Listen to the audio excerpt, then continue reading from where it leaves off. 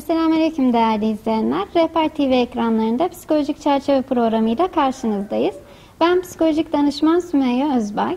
Her hafta psikolojiye dair farklı konuları, farklı konuklarla birlikte ele alacağız inşallah. Bugünkü konuğumuz Cavidan Sümeyye Biberli Hanım. Kendisi dijital pazarlama ve medya uzmanı.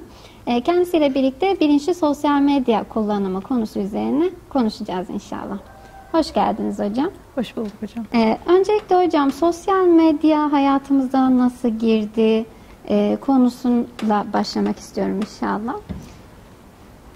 Sosyal medyanın kısaca bir tarihçesine değinelim isterseniz. Bundan yıllar önce 1900'lü yıllarda bilgisayarın bulunmasıyla birlikte aslında insanlar sosyal medya üzerine, platformlar üzerine birçok deneme yapmışlar. Ama hepsi başarısızlıkla sonuçlanıyor maalesef. Sonrasında Harvard'lı öğrenciler 2004 yılında Facebook'u bulmasıyla birlikte aslında sosyal medyanın ilk köklü adımları atıldı diyebiliriz. Arkasından 2005 yılında YouTube, 2006 yılında Twitter bunu takip ettiler. Ve bu uygulamalar hala günümüzde çok aktif bir şekilde kullanılıyor. Tabii 2010 yılında hayatımızdaki en büyük köklü değişimi atan platform Instagram oldu. Çünkü Instagram'la birlikte ahlak yapımızda bile değişiklikler oldu maalesef. Alışkanlıklarımız değişti, toplum yapımız değişti. 2010 yılından beri de tahtını kimse sarsamadı Instagram'ın. Ta ki 2016 yılına kadar. 2016 yılında TikTok açılmasıyla birlikte son 2-3 yılın en çok indirilen uygulaması oldu. Ve bu şekilde platformlar bizim hayatımıza girdiler. Ve sadece girmekle kalmadılar. Başlı başına çok büyük değişiklikler yaptılar. Özellikle biz artık gençlerimizle iletişim sağlayabilmek için bu platformlarda olmak zorundayız. İyi bir şekilde kullanmalıyız. Müslüman kimliğimizi orada koruyabilmeliyiz. Bu şekilde bizim hayatımıza girdi. Peki hocam bugün baktığımızda sosyal medya tam olarak hayatımızın neresinde? Aslında artık tamamında diyebiliriz. Bu yanlış bir tabir olmaz bence. Çünkü çevremizi gözlemlediğimizde, insanları gözlemlediğimizde herkes orada. Yani iletişim kurmak istediğimizde oradan kuruyoruz. Herhangi bir işe almak istediğimizde oradaki insanların yorumlarına bakıyoruz. Yani birçok örneğini verebiliriz bu konuda. Yani onun için tamamına girdi yani artık ve reddedecek kısmı da geçtik. Yani biz bunu reddedemeyiz artık.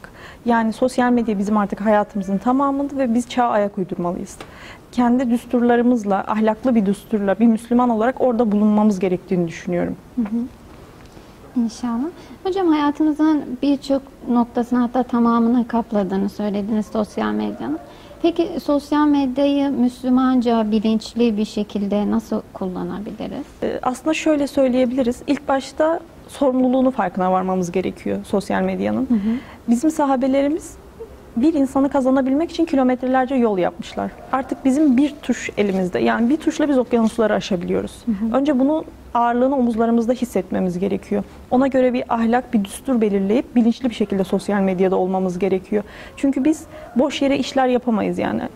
Birazcık zaman geçireyim, işte gideyim bir Reels izleyeyim, zamanım var. Yani böyle bir şey olamaz bizim yaşantımızda.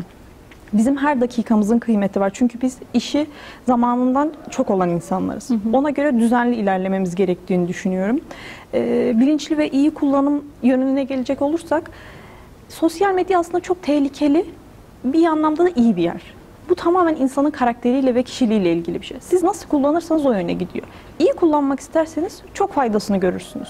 Ama eğer kötü kullanacak olursanız da çok zararını görürsünüz. Zamanınızı öldürebilirsiniz orada. Yanlış işlere bulaşabilirsiniz. Birçok harama ortam hazırlıyor maalesef şu an sosyal medya. Ama bir yandan da çok iyi kullanan insanlar var. Bir sürü insana ulaşan, Allah'ın kelamını, Allah'ın ismini kilometrelerce öteye ulaştıran insanlar var. Başka bir taraftan bakacak olursak çok fazla dil öğrenen tanıdığım var mesela. Dil öğreniyorlar, sosyal medya üzerinden başka arkadaşlarıyla yabancı sohbetler yapıyorlar, kendilerini geliştiriyorlar. Yani sosyal medyayı siz nasıl kullanmak istiyorsanız öyle kullanırsınız. Yani size insanın karakterine bağlı olduğunu düşünüyorum. Yani kaliteli de zaman geçirebilirsiniz, çok fazla kötülüğe de bulaşabilirsiniz. Onun için zaten bilinçli kullanımı öneriyoruz biz gençlerimize, ebeveynlerimize. Yani neden sosyal medyadasın? Şu an bu sosyal medyada sen ne yapıyorsun? Kullanırken bunu sorgulamalılar yani. Sınırlamaları olmalı, çizgileri olmalı. Herkesi takip edemezler, her şeye bakamazlar. Böyle bir şey yok yani. Biz Müslüman olarak bunu yapamayız. Yani eğer güzel bir düstur, ahlaklı bir düstur edinip sosyal medyayı kendimizde sınırlayarak bulunursak çok faydasını görürüz. Ama boş zaman geçireyim diye giriyorsak İşte orası çok tehlikeli bence. Evet, evet. Yani aslında baktığımızda özellikle davet, tebliğ açısından kritik bir öneme sahip sosyal Kesinlikle. medya. Evet. Bir de hocam hani özellikle geçirilen zamanı bilinçli geçirmekten bahsettiniz. Sosyal medyanın zaten biraz hipnotik bir etkisi var deyim yerindeyse. Kişi girdiğinde özellikle keşfet kısımlarında kendini kaybedebiliyor insan. Evet. Yani 5 dakika bakacağım diyorsun, saatler geçebiliyor farkında olmadan. Gerçekten bilinçli kullanılmadığında bu zaman nasıl geçtiği algısında yitiriyor insanlar. Kesinlikle hocam, katılıyorum. Evet. Peki hocam günlük olarak sosyal medya kullanımı ne kadar olmalı uygun süre? Aslında bu da çok göreceli bir durum. Yani ben bir gence gidip de sen günde sadece 45 dakika sosyal medya kullanabilirsin dersem bu hiç gerçekçi değil. Şimdi kabul edelim. Ya da biz 45 dakika kullanıyor muyuz? Yani daha gerçekçi hedefler katmamız gerekiyor. İlk başta kendimize bir hedef belirlememiz gerekiyor. Ben günlük şu kadar saat sosyal medya kullanacağım. Bu da insanın yaşamıyla ilgili. Siz sosyal medya üzerine bir iş yapıyorsanız tabii ki saatiniz daha fazla olabilir. Ama sosyal medya ile hiçbir işiniz yok. Sadece girip faydalı bir şeyler okuyorsunuz ya da arkadaşlarınızla iletişim için oradasınız. Ona göre bir saat belirlemeniz gerekiyor. Aslında bu, yani kökenine bakacak olursak bence en önemlisi hedef belirleyip hedefi tutturmak. Çünkü siz de bilirsiniz, yani psikolojik açıdan bunun çok önemli olduğunu düşünüyorum, hedef tutturmanın. İnsanın kendine güveni geliyor yani hani. Evet. Onun için biz genelde gençlerimize 2-3 saat arasında kullanımı öneriyoruz. Ama tabii bu kendi hayatlarına göre şekillendirmeleri gerekiyor. Yani sabah yani 12'ye kadar bir saat, 12 ile 6 arasında bir saat, 6 ile gece 12 arasında, en geç 11 arasında bir saat. Bunu geçmemeleri gerektiğini. Dediğiniz gibi insan bir anda girince kendini kaybediyor. Bunun için de ben genelde gençlerimize şöyle söylüyorum. Hani 45 dakikadan sonra toparlamaya gir. Hani kendini kaybetme. Bir gözün saatte olsun. Hani bağımlılık seviyesine gider. Çünkü Allah muhafaza devamı kötüye gider. Onun için sürekli kontrollü ilerlemek gerekiyor. Hani 45 dakikaya mı geldi? Tamam, benim 15 dakikam var. Ben 15 dakika sonra bu telefonu bırakacağım. Sonraki benim bakacak olduğum saat mesela 3 ile 4 arasında, öğleden sonra. Ben o saate kadar internetimi de kapatacağım. Bir iletişimim olmayacak telefonla. Hani bunu kendimize huy edinmemiz gerekiyor. Çünkü diğer türlüsü bağımlılığa gidiyor. Gerçekten sosyal medya bağımlılığı diye bir branş dal var. Yani psikolojide de bunun artık bir hastalık olduğunu düşünüyorum ben. Yani böyle bir hastalık oluştu. Onun için saat sınırlamalarını kendi hayatlarına göre yapmalılar. Bir hedef belirlemeliler. Bu hedefi tutturmalılar. Böyle olduğunu düşünüyorum yani hocam. Evet, çok teşekkürler hocam. Yani dediğiniz gibi aslında mesela o 45 dakika hatırlatması açısından alarm kurulabilir veya uygulamaların süre hatırlatıcıları oluyor. Telefonda mesela sınırlama var. Hani günlük 3 saat mi belirlediniz ya da 2 saat mi belirlediniz? Evet. Telefonu uyarıyor seni mesela. Yani bunlar kurulabilir dediğiniz gibi. Evet, kesinlikle. Bir de hocam özellikle aslında gençlik dönemi için kullanımdan bahsettiniz. Bir de çocuklar açısı var bu durumu. Günümüzde artık yani çocuklar konuşmayı öğrenmeden önce telefon kullanımını öğrenir hale geldiler. Evet. Ve bu durum özellikle 0-4 yaş aralığında çok olumsuz etkileri olan bir durum. Bu yaş aralığında çocuğun hiçbir ekrana, yani sosyal medya bir yana, genelde çocuklar YouTube içerikleri izliyor. Sosyal medya bir yana, televizyon gibi yani herhangi bir ekrana maruz kalmamaları gerekiyor bu yaş aralığında. Çünkü özellikle bu dönemde bilişsel gelişim açısından kritik bir dönem olduğu için çocukta zeka geriliği ve konuşma bozukluklarına sebep olabiliyor. Evet. Konuşma açısından farklı yaklaşımlar var bu hususta. Kısaca bilgi verecek olsam. Bazı yaklaşımlar diyor ki konuşmayı bizim öğrenmemiz için geri dönüt almamız lazım. Mesela çocuk bazı sesler çıkarıyor. Olumlu geri dönüt alırsa o kelimeyi söylemeye devam ediyor. Mesela ba ba ba şeklinde sesler çıkarıyor. Ailede sen baba mı dedin şeklinde bir tepki verince çocuk da mutlu olup yani güzel bir şey yaptığını düşünerek devam ediyor. Ama baktığımızda ekran karşısında bu tepkiyi alma durumu yok çocuğun. Biz de orada yani maruz kaldığı görüntüler nörolojik olarak da çocuğa olumsuz etki oluşturduğu için hem zihinsel geriliğe de sebep olabiliyor hem de ona bağlı olarak da konuşma bozukluğuna sebep olabiliyor. Bu açıdan ebeveynlerin özellikle 0-4 yaş aralığında Yani çocuğun ekrana maruz kalmaması için elinden geleni yapmaları gerekiyor. Yani bir saat çocuklarıyla kaliteli vakit geçirip telefonu bir kenara bırakıp gel hani çocuğum birlikte işte kitap okuyalım, oyun oynayalım. Hadi çocuk neyi seviyorsa. Belki bir saatlerini ayıracaklar.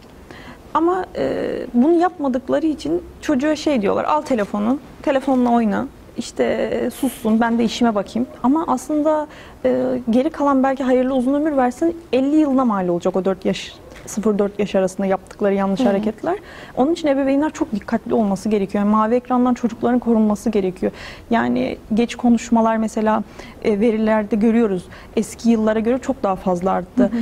Psikolojik rahatsızlıklar artık küçük çocuklarda çok daha fazla arttı. Önceden yokmuş çocuklarda böyle bir şey. Yani varsa bile nadirmiş. Ama artık ekran süresinin kullanımı arttığı için çok daha fazla. Onun için ebeveynler çok dikkatli olması gerekiyor bu konuda. Evet, kesinlikle hocam. Yani bebekse dahi hani nasıl anlamıyor diye düşünerek mesela televizyon karşısında uyutulabiliyor çocuk.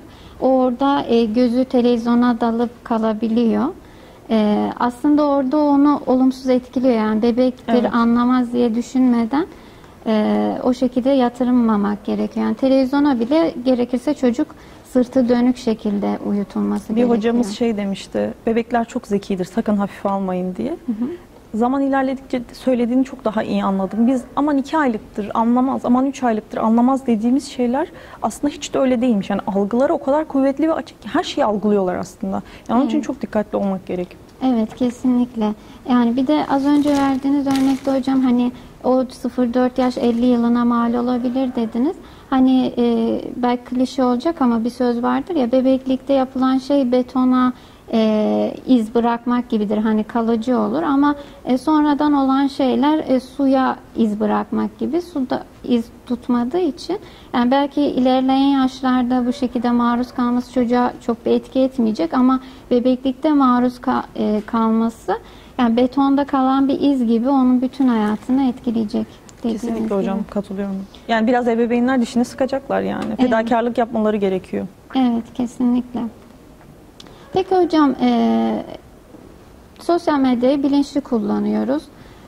Faydalı içerikler üretmeye çalışıyoruz. Bu faydalı içeriklerimizi daha fazla kişiye ulaştırabilmek adına tavsiye edebileceğiniz püf noktalar var mı? Şöyle söyleyelim. İlk başta gündemi iyi takip edeceğiz. Ya biz çağa ayak uydurmak zorundayız. Bunu başta bir kabul edeceğiz. Az önce de zaten tekrar etmiştik bunu.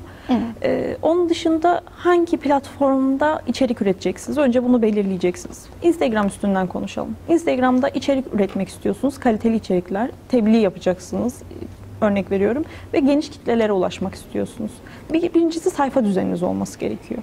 Yani insanlar sizin sayfanıza girdiklerinde şu soruyu sorun yani özel eleştiri yapın kendinize. Ya beni insanlar neden takip etsinler? Sayfanıza girin bir bakın. Görüntü kaliteniz nasıl? Siz insanlara bir şey veriyor musunuz? Yani örnek veriyorum, çay bardağı paylaşıyorsun da insan seni takip edemez yani.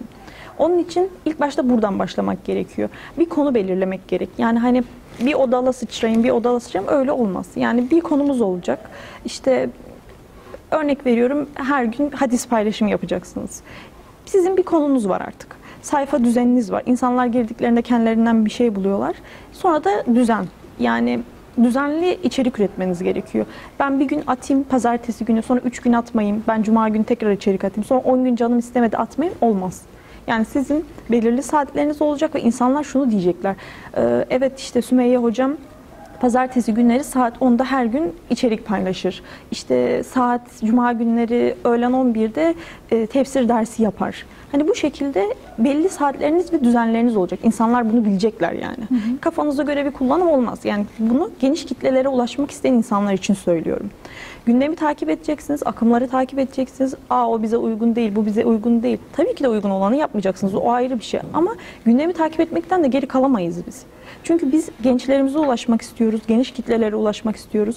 O akımları kendimize uyarlayabiliriz. Bir şekilde evirebiliriz. Tabii ki düsturlarımıza uyuyorsa, bu da çok önemli bir çizgi yani. Hani geniş kitlelere ulaşacağız ya, Allah muhafaza, hani kendi sınırlarımızın da dışına çıkmamamız gerekiyor. Hani bilinçsiz sosyal medya kullanımını hiçbir aşamada zaten asla öneremeyiz yani. Bizim çizgilerimiz var, belli bir düsturumuz var. Biz bu çerçevede insanlara ulaşacağız. Evet. Yani bu şekilde ilerlememiz gerektiğini düşünüyorum.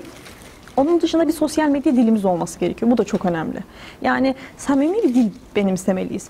Çünkü maalesef az sonra buna da değinelim. Hani siber zorbalık artık günümüzde çok fazla var. Onun için daha tatlı, yumuşak bir dilimiz olması gerektiğini düşünüyorum. Zaten bir Müslümana da bu yakışır. Laubalilikten de kaçınmamız gerekiyor tabii ki. Onu da iyi ayarlamak gerekiyor.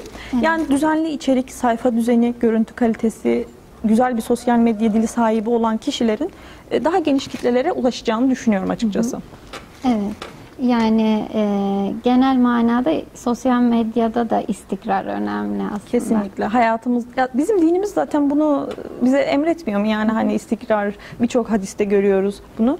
Evet. Sosyal medyada da aynısı geçerli. Yani hani düzenli ve aktif olmak çok önemli. Kesinlikle. Bir de çağa ayak uydurmak demişken şeye de bahsetmek istiyorum. 2016 yılında TikTok girdi hayatımıza. Özellikle ebeveynlerimiz çok tepkililer TikTok'a karşı. Ben de onlardan biriydim açıkçası. Yani hani gördüğüm şeyler karşısında diyordum ki Allah'ım bu uygulama hemen kapatılsın. Bu ne? Hani bu şekilde tepkiler veriyorduk yani.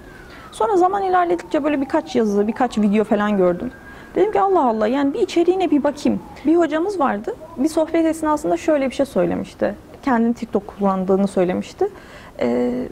İşte dedim ne yapıyorsunuz orada, hani böyle biraz çekingen olduğumu ve tepkili olduğumu böyle ifade ettim. Kendisi de dedi ki neden dedi Instagram ya da Twitter kullanırken nasıl kullanıyorsanız o şekilde geri dönüş aldığınızı söylerken TikTok için aynısını söylemiyorsunuz.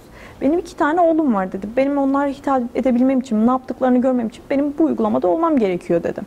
Ve burası da nasıl kullanırsanız öyle şekillenen bir uygulama dedi. Bir an durdum, düşündüm. Yani mantıksız değildi. Sonra işte hesap açmadan bakma kısımları var. Girdim. Gerçekten orada da çok kaliteli içerik üreten insanlar var. Hani gençlere hitap etmeye çalışan, işte canlı yayında tefsir dersleri, meal dersleri yapan birçok insanla karşılaştım. Ya da işte psikoloji anlamında faydalı içerik üreten, gerçekten orada da kaliteli içerikler üreten insanların olduğunu gördüm. Aslında orada buradan da şunu çıkarttım. Orada da aslında aynısı geçerliydi. Yani hani nasıl kullanırsanız öyle. Kötü kullanmak istiyorsanız çok kalitesiz ve kötü içerik de var. Ama çok iyi kaliteli içerik üreten insanlar da var. Orada da kendime eleştirdim. Hani çağa ayak uydurmaktan bahsederken gençlere ulaşmak için reddettim ben o uygulamayı. Görmezden gelmeye çalıştım. Sonra bir hesap açtım. Ve şu an gerçekten çok faydalı içeriklere ulaşabiliyorum oradan. Hani sağlık anlamında yeri geliyor, faydalı şeyler görüyorum. Yeri geliyor, psikoloji anlamında faydalı içeriklere ulaşıyorum. Çünkü ben o şekilde kullanıyorum ve bana o şekilde bir geri dönüş sağlıyor. Ve gençlere ulaşmak anlam açısından da şu an açıkçası bir tık TikTok'un öne geçtiğini de düşünüyorum yani. Hani burada asıl söylemek istediğim şey, hani ebeveynlerimiz de bu konuda çok tepkili olmamaları gerekiyor. Hani gençlerin ne yaptığına, ne ettiğine bakmamız gerekiyor. Çünkü bizim geleceğimiz onlar. Hani evet, biz de şu anda ne yapıyorsak çok önemli ama arkamızda biz düşünmek zorundayız. Yani böyle olduğunu düşünüyorum. Evet, kesinlikle. Yani gençler eğer ki ortamlarda bulunuyorsa zaten ebeveynlerin bunu reddetmesi, hayır kullanmayacağım asla demesinin bir faydası olmuyor. Yani gençlere olumlu bir etkisi olmuyor. Onları korumaya dönük bir etkisi olmuyor. Bunu şeye benzetebiliriz aslında hocam. Yani mesela biz bazı mikroplara vücudumuzun maruz kalması gerekiyor ki bağışıklık kazanalım. Evet. Onunla savaşmayı öğrensin vücut. Ama biz eğer kendimizi tamamen izole tuttuğumuzda belli bir süre sonra vücudumuz hiçbir mikrobu tanımadığı için, hiçbir mikropla mücadeleyi öğrenmediği için haliyle bağışıklığımız gelişmiyor. Bu da biraz onun gibi, yani o ortamlardan çocuğu daima izole etmeye çalışınca belli bir yaştan sonra illa kendi merak edip girecek. Yani şu anki sistemde mümkün değil çocuğun merak etmemesi, girmemesi. İlla ki arkadaşlarından veya okul çevresinden bir yerden duyup girecek, merak edecek. O yüzden hani sizin de söylediğiniz gibi kullanmayı öğrenmemiz, orada olumlu alternatifler üretmemiz gerekiyor ki en azından çocuk o ortama girdi mi bari sadece olumsuz şeylere maruz kalmasın. Kesinlikle. Hani güzel, faydalı içerikler olduğunu da görebilsin. Maalesef bazen gençlerimizde şöyle bir algı oluyor. Ya anne sen ne bilirsin ki? Ya baba sen ne bilirsin ki? Aslında onlar tecrübeleriyle bizden kaç kat fazla biliyorlar. Buna fırsat vermemek gerektiğini düşünüyorum ben. Yani ebeveynler kendilerini geliştirmeye sürekli devam etmesi gerekiyor. Evet. Sosyal medya alanındaysa sosyal medya alanında, başka bir alandaysa başka bir alanda. Ama gençlere yetmemiz gerektiğini düşünüyorum. Peki hocam, hani sosyal medya bağımlılığı konusunda tavsiyeleriniz neler olur, neler yapılabilir? Aslında bu en çok gelen sorulardan bir tanesi ve biz bunu iki başlık altında topluyoruz. Çok da faydasını gördük. Birkaç gençle de çalıştım bu konuda ve çok güzel, olumlu geri dönüşler aldık. İki tane kolay yolu var. Çok da kolay demeyelim ama eğer uygulayabilirsek çok güzel sonuçlar alabildiğimiz iki yolu var. Birincisi saat sınırlaması. Az önce de bundan bahsettik zaten. Bilinçli bir şekilde kullanacağız. Alayım elime telefonu ben kullanayım, ne yaptığımı bilmeden, böyle bir şey yok. Sınırlarımız olacak. Bu çerçevede kullanacağız. İkincisi de detoks. Mesela sosyal medya kullanıyorsunuz. Hepimiz kullanıyoruz.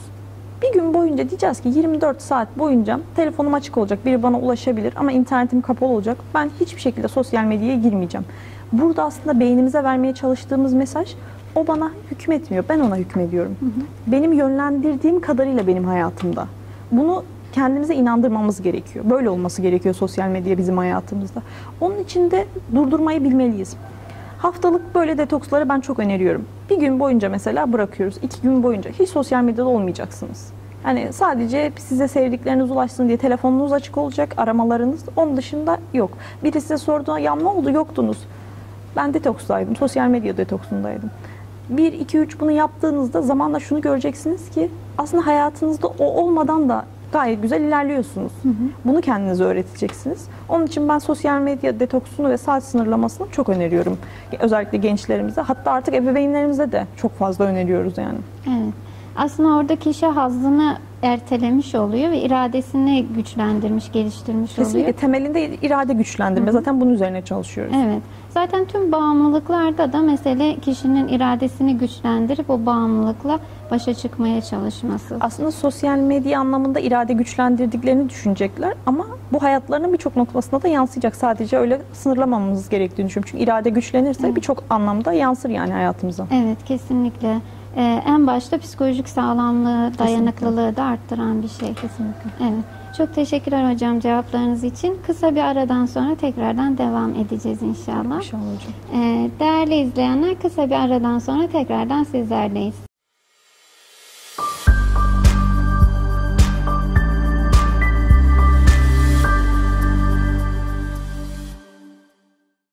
Dijital pazarlama ve sosyal medya uzmanı Cavidan Sümeyye Biberli Hanım'la birlikte bilinçli sosyal medya kullanımı üzerine konuşmaya devam edeceğiz inşallah.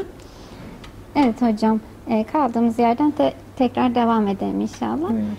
Şu anda hocam gençlere soru sorulduğunda önceden işte ne olmak istiyorsun? Doktor, öğretmen gibi cevaplar alınırdı. Şu anda YouTuber, influencer gibi cevaplar alınmaya başlandı. Bu fenomenlik kavramı neden bu kadar önemli bir hal aldı, cazip bir hale geldi? Aslında bu çok üzücü bir soru bence. Çünkü gençlerimiz gerçek gücün nerede olduğunu çok da farkında değildir. Yani gerçek güç bizim içimizde ve bilgimizdedir. Ama maalesef ki gençlerimiz paradan ve popülariteden geçtiğini düşünüyorlar. Yani bu soruyu iki başlık altında inceleyebiliriz. Para istiyorlar çünkü erken yaşta kazanç sağlamak istiyorlar. Kolay yoldan diyelim. İkincisi de popülerlik sevgisi günümüzde çok fazla arttı. Önceden de tabii ki vardı bu ama daha ulaşılmazdı. Yani oyuncu olmaları gerekiyordu, işte bir gazeteye çıkmaları gerekiyordu. Ama artık bir kamerayı alıp ellerine bir şeyler çekip popülerlik elde edebileceklerini düşünüyorlar.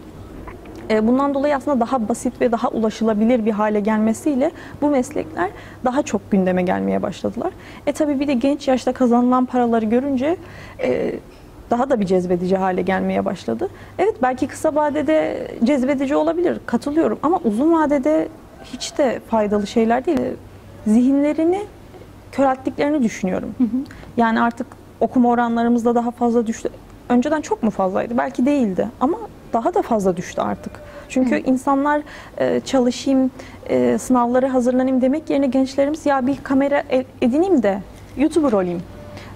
Ya da işte bir kameram olsun da influencer olayım diyorlar. Yapmayın demiyoruz. Tabii ki de biz de hani o mecralarda olmaya çalışıyoruz. Ama hani bizim bir hayat gayemiz var. Asıl hedeflediğimiz amaçlar var. Onun yanında yaptığımız işleri duyurmak için sadece o mecrayı kullanıyoruz. Bunun ayrımını iyi yapmak gerekiyor. Evet. Yani sadece orada olmak değil. Hani asıl bilgiye sahip olup o bilgiyi duyurmak ayrı bir şey. Sadece orada olmaya çalışmak ayrı bir şey. Çünkü sadece orada olmaya çalışınca bu sefer çok farklı şeyler de ortaya çıkmaya başladı. Tehlikeli şeyler. Aslında burada dijital pazarlama da direkt gündemimize giriyor. Çünkü önceden mesela bir marka bir ürünü satmak istediğinde şöyle yapıyordu. İşte bir reklam ajansıyla görüşüyordu, reklam senaryoları yazdırıyordu, çekimler yaptırıyordu, oyuncularla anlaşıyordu. Şimdi sadece bir fenomene ürün gönderiyor. Diyor ki bunu paylaşacaksın. Bunun üstüne tabii ki de reklam ajansları ya da işte marka sahipleri tarafından çok daha az bütçeler ayrılmış oluyor. Çok daha az bütçelerle çok daha fazla kişiye ulaşmış oluyorlar. Hani onlar açısından evet güzel bir şey, iyi bir şey. Katılıyorum. Bir de eğer o kişinin güvenilirliği de kanıtlandıysa çok daha fazla da satış yapabiliyorlar. Yani reklamlarda önceden bir ürün çıktığında kimin alıp almadığını belki daha az tespit edebiliyorlardı. Ama şimdi etkileşim sayılarından çok daha fazla görüyorlar. Biz de buna dijital pazarlama diyoruz zaten artık günümüzde pazarlamanın en aktif olduğu ortam. Tabii bir reklama bir marka 100 bin lira örnek veriyorum para harcayacaksa influencer'a 20 bin lira veriyor. Ki bizim için bir story ile 20 bin lira çok büyük bir para. Ama onlar açısından iyi bir şey. Hı hı. Tabii gençlerimiz de bunun iyi bir şey olduğunu düşünüyorlar. Kötü bir şey de olduğunu iddia etmiyoruz tabii ki de. Ama sadece bir ürünün tanıtımını yaparak bir Müslüman biz bu şekilde ilerleyemeyiz yani. Hani bizim bir hayat gayemiz var, bir yaşam şeklimiz var. Hani öncelik olarak bunu göz önünde bulundurmamız gerektiğini düşünüyorum. İkinci olarak da popülarite, yani seçilmişlik. Aslında gençlerimizin istediği şey ayrıcalıklı olma hissi. Hani bunu siz daha iyi bilirsiniz. Bu genlerden gelen de bir durum aslında. Bazı insan vardır hiç popüler olmak istemez, görünmek istemez. Bazısı da hep tanınmak ister. Hani bunun biraz araştırmaları okuduğumuzda biraz genetik bir durum olduğunu da görüyoruz yani maalesef. Üzücü de bir durum yani. Önceden insanlar bilgileriyle ağırlanırlardı. Artık takipçi sayılarıyla ağırlanmaya başladılar. Çok üzücü bir durum aslında bu. İşi verenler işe alırlarken Instagram sayfalarına bakıyorlar. Yani öyle bir hale aldık. O kadar önemli. Onun için de zaten sosyal medyada olmalıyız diyoruz yani kendi düsturlarımızla. Tabii gençlerimize şunu söylemek istiyorum. Hani gerçek güç maalesef bu sosyal medyada paylaştığımız videolarda değil, bizim bilgimizde, bizim ahlakımızda, bizim dinimizde. Biz bunlara başta sahip çıkmamız gerektiğini düşünüyorum. Evet. Aslında püf noktası sosyal medyayı amaç haline getirmemek, araç olarak kullanmak. Kesinlikle, kesinlikle. Evet. Yani siz de daha iyi bilirsiniz. Hani psikolojik açıdan bununla ilgili birçok da yazı var. Hani gençlerimiz bu kadar popülariteye yönelmesi, işte bu kadar keşfedilme duygusu, hani bunun altında yatan sebepler bence bunun da araştırılıp okullarda bununla ilgili çalışmalar yapılması gerektiğini düşünüyorum. Aslında özgüvensizlikle de ilintili bir şey. Çünkü gerçek hayatta özgüvensizlik, yetersizlik hissi yaşayan kişiler sosyal ortamlarda haliyle çekingen kişiler oluyor. Öne çıkmayı, bir şeyler yapmayı, topluluk önünde konuşmayı. Yani bunlar hep o kişileri zorlayan şeyler oluyor. Kesinlikle. Hepsi. Ama sosyal medyada bir kamera karşısındasın. Sosyal bir ortamda değilsin. İnsanlar yok haliyle yani daha rahat hareket ediyor bu tarz kişiler. Bu durumda da bakıyoruz ki sosyal medyada günlük hayatta insanlar yapmaya çekinecekleri şeyleri çok rahat yapar hale gelebiliyorlar. Yani çok ilginç, absürt videoları çekip yayınlayabiliyorlar. Belki de normal hayatta hani bir arkadaşı vesaire görse o durumunu yani çok çekinecek, ay bakma vesaire, utanacak ama sosyal medyaya bunu koyarken o psikolojik durumu, o ruhsal durumu yaşamıyor kişi. Bunu aslında hocam nick olayını da bağlaştırabiliriz mi? Kendi isimlerini kullanmıyorlar, fake hesaplar. Hı hı. Hani kendi varlıkları yok aslında, kim oldukları bilinmiyor ama işte yazdıkları şeyler, yaptıkları şeyler, bunun da bence sizin dediğinizle bağlantısı olduğunu düşünüyorum. Yani evet. Hani bir yandan kimliklerini saklıyorlar, bir yandan var olmaya çalışıyorlar. Hani kimlik karmaşası yaşıyorlar, bir çatışma var yani. Evet, evet kesinlikle. Yani hem farklı bir kimlikle aslında bilinmek istiyorlar. Aynen. Peki hocam, sosyal medyada linç kültürü kavramından bahsediyoruz, siber zorbalık kavramlarından bahsediyoruz. Gençlerimiz bunlardan kendini nasıl koruyabilir? Önce yapmayarak, yani en başta. Çünkü maalesef ki yapılan bir araştırmada çok şaşırmıştım. Neredeyse gençlerimizin %60'ı linç kültürünü besliyorlar. Bu çok üzücü. Bunlar kendi aralarında gruplara ayrılıyorlar. İlk başta klavye delikanlıları diyoruz biz onlara. Gerçek hayatta çıkıp da karşısında hiçbir şey söyleyemeyeceği kişiye internet üstünden hıncını çıkartıyor, böyle yazıyor, mesajlar atıyor. Birkaç öğretmen arkadaşımdan şeyi duymuştum, yani öğrencilerinden böyle sahte hesaplardan tehditler aldığını başta tespit edemiyorlar. Sonra öğrenciler arasında duyuluyor falan, öyle öğreniyorlar. Hani bu tarz şeyler olmaya başladı aslında bu klavye delikanlılarından. Bunun da sebebi yine psikolojiye dayanıyor. Aslında sosyal medyanın birçok şeyi temelinde psikolojiye dayanıyor. Gençler kendilerini ifade edemedikleri için gerçek hayatta istediklerini söyleyemedikleri için, bu da tamamen özgüven kaybından geliyor. Özgüvensizlik de insanın kendine dönüp bakmamasından kaynaklandığını düşünüyorum. Yani bir insan ilk başta kendi hayatıyla ilgileniyorsa, kendini geliştirmek için bir şeyler yapıyorsa, kendi hata ve kusurlarını gidermek için bir şey yapıyorsa, başkasının hayatına bakması çok da olmuyor yani. Hani çünkü önceliği kendisi, kendi kusuruyla uğraşıyor. Dönüp de yanındakinin kusuruyla pek ilgilenmiyor. Böyle olunca aslında o insan daha özgüvenli oluyor. Biz genelde bu klavye delikanlıların özgüvensiz ve kendi hayatı yerine başkasının hayatıyla daha çok ilgilenen insanlar olduğunu tespit ettik, gördük. Gençlerimiz önce bundan sakınmalılar. Kendi hayatlarıyla ilgilenmeliler, kendilerini geliştirmeliler, yeni hobiler edinmeliler. Başkalarının kusurlarıyla ilgilenmek yerine kendilerine bakmalılar. Yani onun için kimseyi görmüyor diye işte hakaretler edeyim, böyle bir şey yok, Allah görüyor. Bunu asla unutmamaları gerekiyor yani.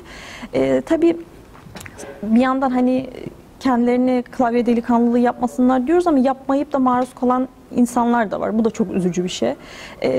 Onun için kaliteli bir arkadaş çevresi oluşturmak çok önemli. Eğer siz zarar görüyorsanız o insanlardan uzak durmanız gerekiyor. Ya da işte sosyal medya hesaplarınızı buna göre şekillendirmeniz gerekiyor. Hani engelleyin gerekirse. Yani hani görüp de ya da laf dalaşına giren tanıdıklarım oluyor. Gerek yok böyle şeylere. Yani kötülük çoğalır bu şekilde. Hani direkt hayatınızdan çıkartacaksınız. En büyük ceza onu görmezden gelmektir yani olduğunu düşünüyorum.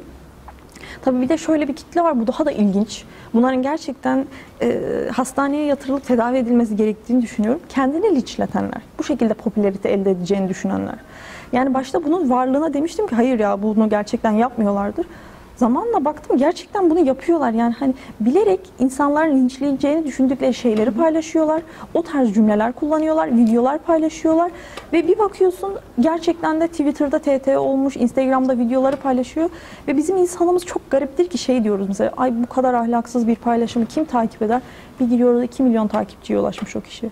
Diyorum ki nasıl yani bunu takip edersin, böyle ahlaksız bir paylaşımı? İşte burada tam olarak işte kendini linçletenlerin aslında popülarite elde ettiğini, amacına ulaştığını görüyoruz yani. Bu da çok acı bizim toplumumuz için.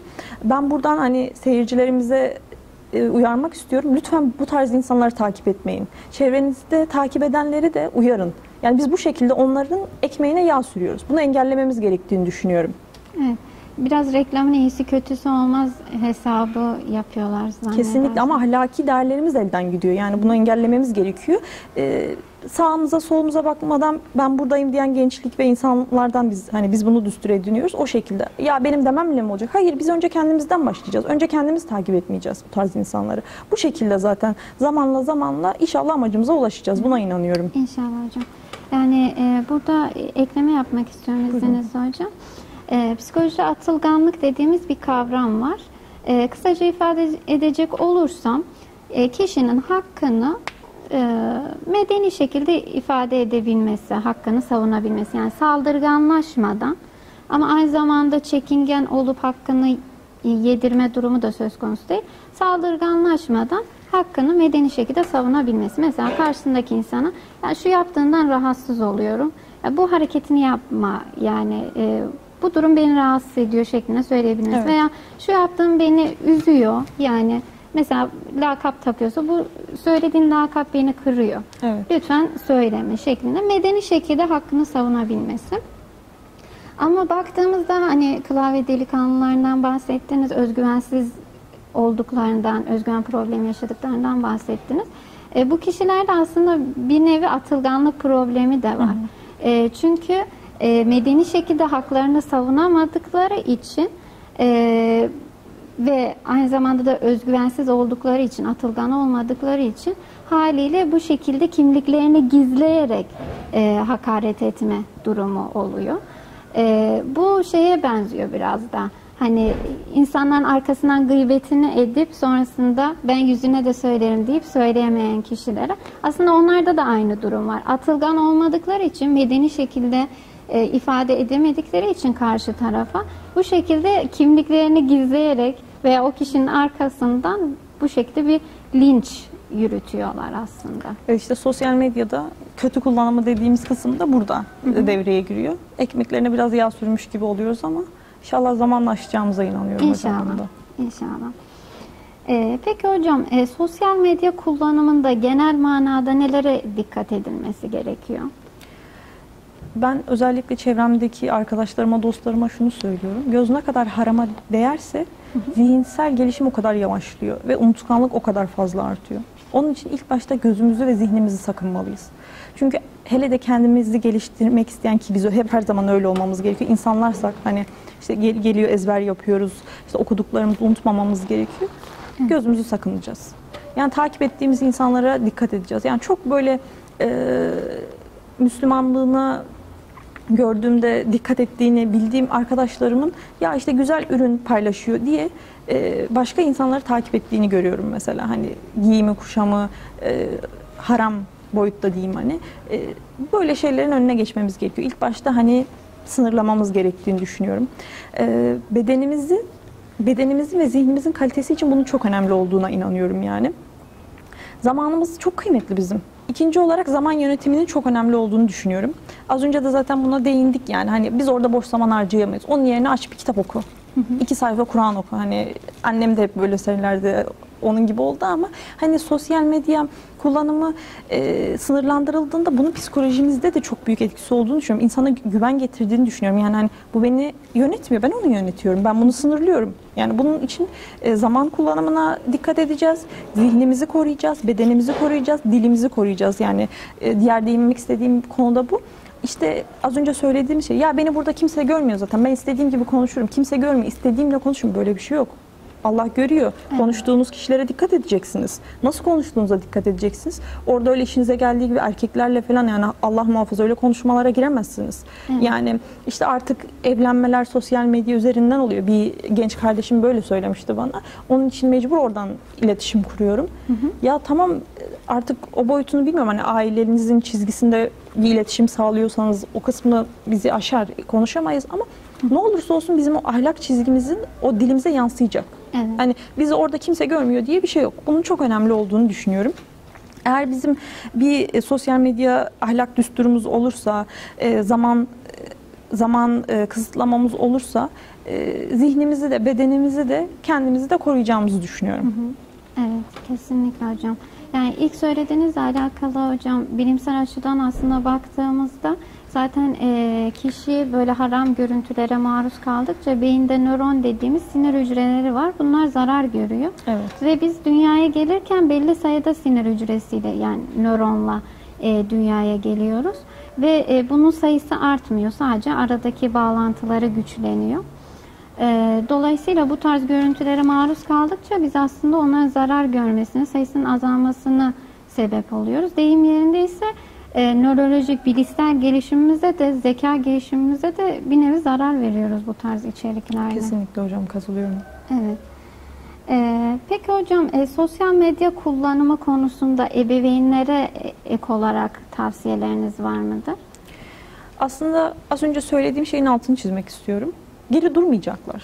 Ya ne yapıyorsun çocuğum sen, işte bu telefonunda ne yapıyorsun, içinde ne var, boş boş uğraşıyorsun. Yani çocuklarınıza bu şekilde tepki yapmak yerine ya bu çocuk acaba bu telefonda ne buluyor? Ben buna bir bakayım, ben bunu bir araştırayım, ben de bir bulunayım burada.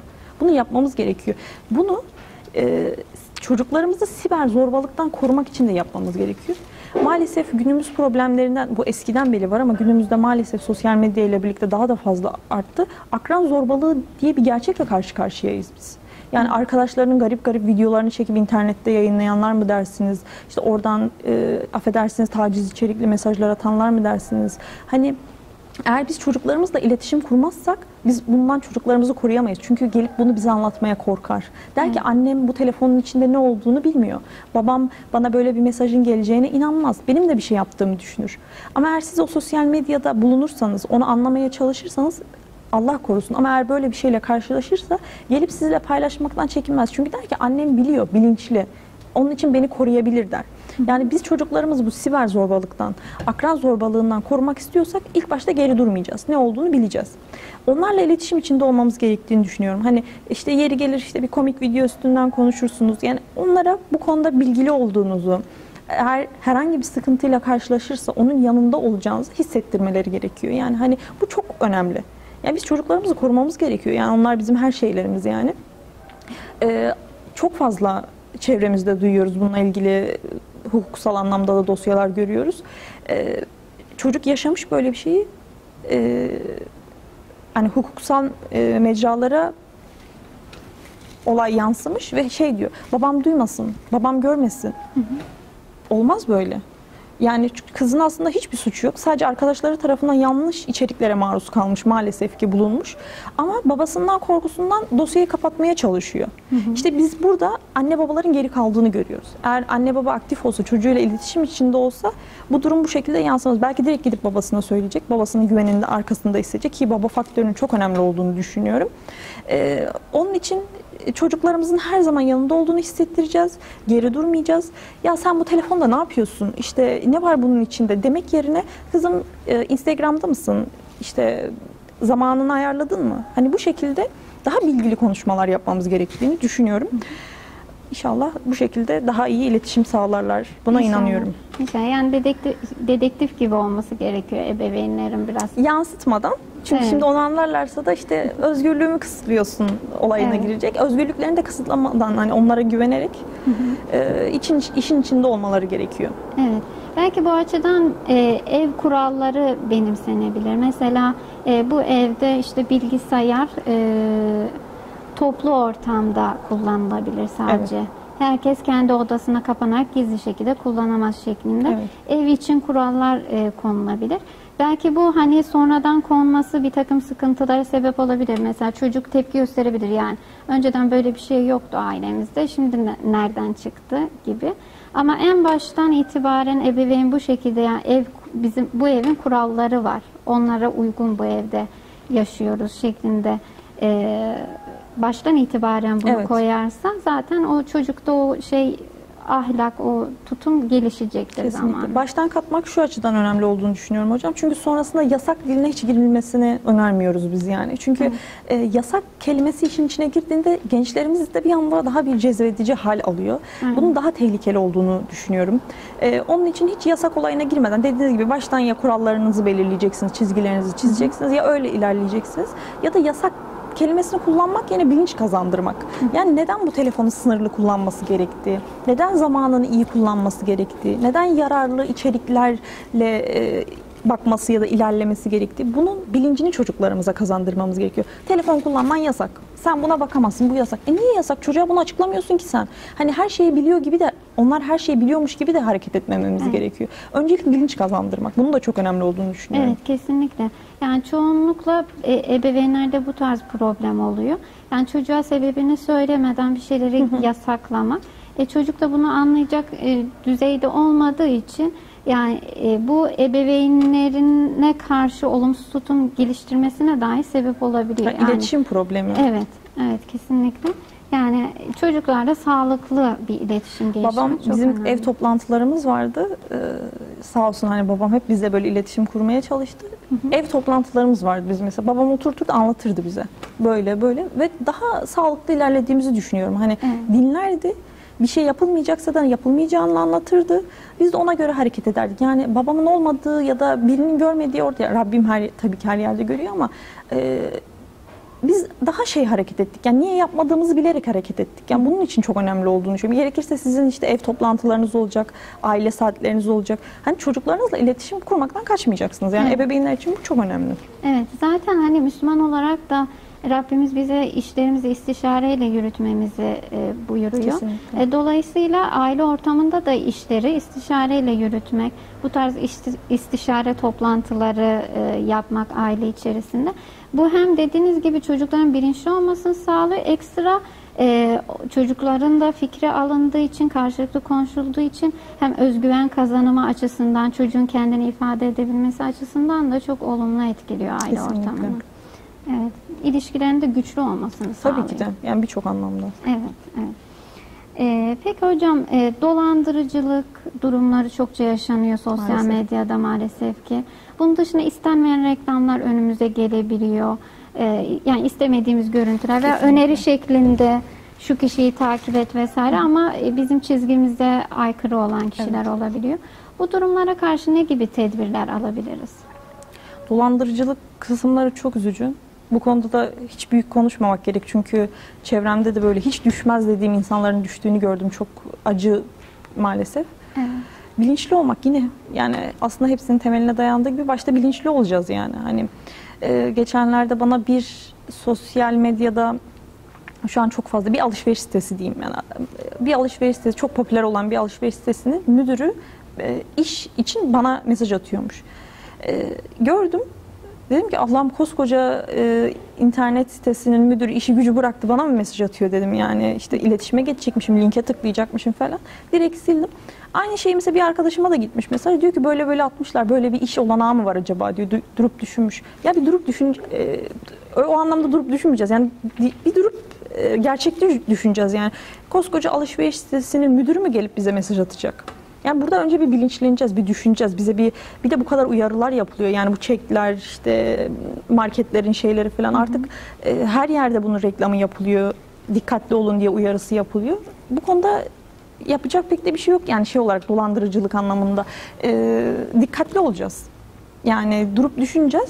Sosyal medya kısmı ile ilgili hesap çaldırma özellikle son zamanlarda arttı. Zaten bunların temeli buradan çıkıyor. Yani önce temeli sosyal medya hesaplarını çalıyorlar. Sonra işte güvenilir biri, örnek veriyorum. İşte annesine babasına mesaj atıyor. İşte anne, işte şu markette şöyle bir çek varmış falan gibisinden. Önce hesaplarımızı koruyacağız.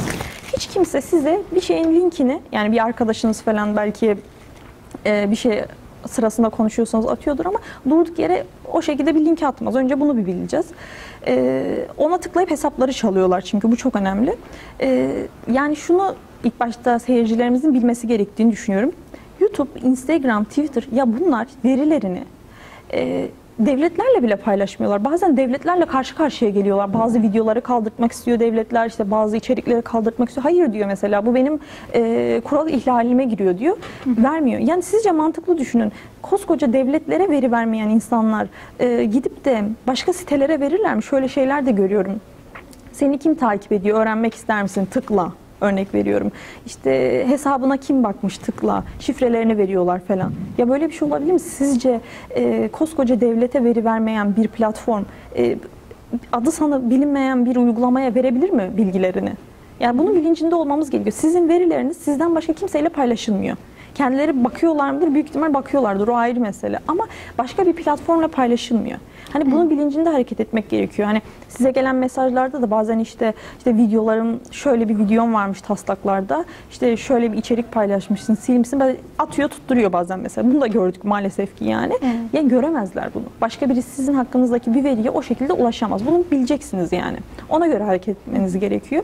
Onun dışında 2 faktörlü kimlik doğrulama var. Bunu muhakkak yapmalarını öneriyorum. Özellikle Instagram uygulamasını kullananlar için. Öyle olduğunda zaten biraz daha zorlaşıyor yani hesapları ele geçirme olayları. Telefonlarına bağlamalarını öneririm. Çünkü telefona bağlandığında herhangi biri başka bir yerden giriş yaptığında direkt size mesaj geliyor. Evet.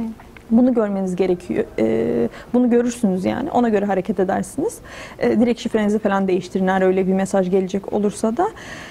Onun dışında da size artık lütfen, yani özellikle seyircilerimize söylemek istiyorum. Yok şu marketten çek geldi, yok bu market. Artık böyle şeylere inanmayalım lütfen. Bunun dolandırıcılık olduğunu biliyoruz. Hani hiç kimse size sosyal medya, Instagram üstünden böyle bir mesaj atmaz. Varsa da öyle bir şey kapınıza getirirler. Yani onun için bu tarz şeylere lütfen kanmayalım artık diyorum. Evet. Şey de çok yaygın yaşanıyor hocam. mesaj gönderip işte şu kişi senin hakkında linç yürütüyor, şu kişi senin hakkında şöyle şöyle iftiralar atmış, çok kötü şeyler söylüyor, linkini ister misin?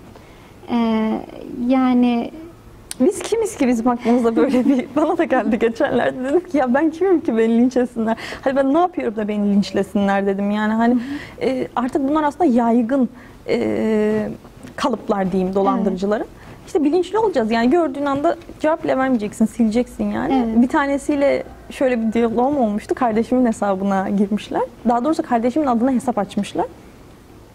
Şimdi hani eş durumundan falan da ya dedim ki çaldın çalmasına dedim, bari gir. Bir de o kadar dolandırıcı dediğimiz kitle böyle şeyler, aman zeki insanlar falan da değiller.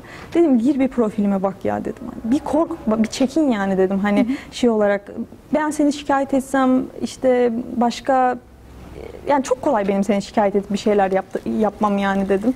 Ha ha ha demiş, bana böyle gülcükler yapardım. Haklısın, hiç fark etmedim demiş. Neyse ben kapatayım en iyisi hesabı demiş. Bize kapattı falan. Böyle bir konuşma geçti dolandırıcının biriyle aramızda yani mesela. Çok da zeki insanlar değiller aslında. Biz onlardan daha zekiyiz yani.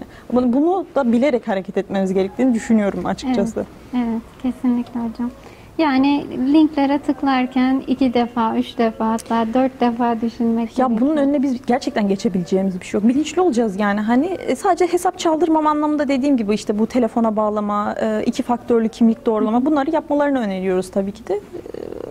İnşallah korusun yani hesaplarımızı. İnşallah. Yani şey de çok önemli mi hocam bu noktada? Şifrenin karışık bir, yani kolay 1, 2, 3, 4 şeklinde bir şifre olmaması da etkiler mi?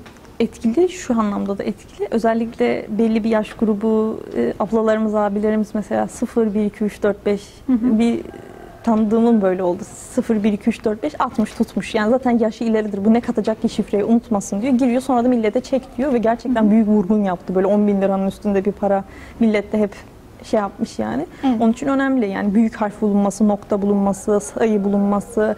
Hani daha zor şifreler katarlarsa daha iyi olur. Tabii bunu bir yere yazsınlar çünkü unutuluyor sonra. Evet, evet kesinlikle. Çok teşekkür ederim hocam. Ben teşekkür ederim. Hocam son olarak eklemek istediğiniz, seyircilerimize söylemek istediğiniz bir şeyler var mıdır? Yani genel olarak toplayacak olursak çağı durduramayız. Yani çağa bir şekilde ayak uyduracağız. Şu an dijital çağda yaşıyoruz. Hatta tam anlamıyla bir dijital çağda yaşıyoruz. Onun için kendi ahlakımızı, düsturumuzu belirleyeceğiz. Muhakkak çizgilerimiz olacak. Bu çizgiler içerisinde dijital ortamda bulunacağız.